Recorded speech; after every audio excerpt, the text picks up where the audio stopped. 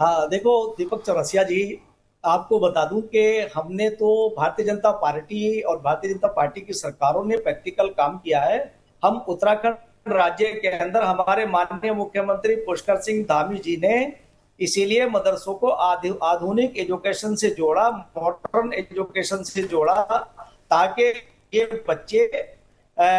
खाली मस्जिद मदरसों में ना जाए बल्कि इंजीनियर, डॉक्टर, आईएएस और आईपीएस सकें। इसलिए मैं आपसे कहना चाहता हूं कि और देश के प्रधानमंत्री श्री नरेंद्र मोदी जी ने सबका साथ सबका विकास सबके विश्वास को जोड़ करके इन कांग्रेसियों के हाथों से हथियार छीन लिए। अब आप मैं आपको पूछना चाहता हूं कि आजादी से पहले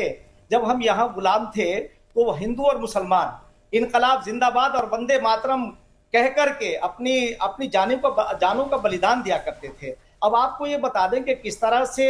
कांग्रेस ने नैरेटिव पेश किया है कि मुसलमानों को वर्गलाने के लिए, वोट बैंक बनाने के लिए और अपनी सत्ता को चलाने के लिए उन्होंने मुसलमानों को कहीं वंदे मातरम में ला करके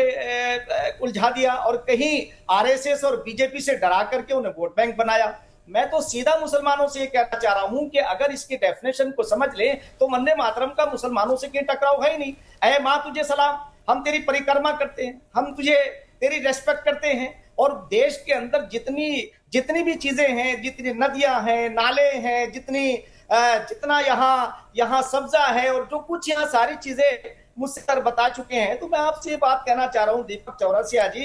कि 1947 के बाद से 60 साल कांग्रेस ने राज किया है और सिर्फ उनका तुष्टिकरण करके तो हमने तो